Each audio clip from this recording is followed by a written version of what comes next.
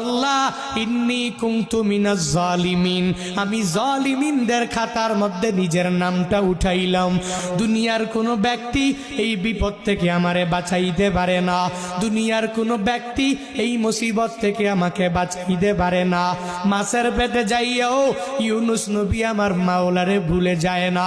ইউনুস নবী যখন আল্লাহকে জানাইয়া দেয়, আল্লাহ লা ইলাহা ইল্লা আনতা, ও দয়ার মালিক তুমি ছাড়া কোনো ইলা নাই, তুমি ছাড়া কোনো মাবুদ নাই, তুমি ছাড়া কোনো মাসুদ নাই, তুমি ছাড়া ইবাদত পাওয়ার যোগ্য দুনিয়াতে কেউ নাই।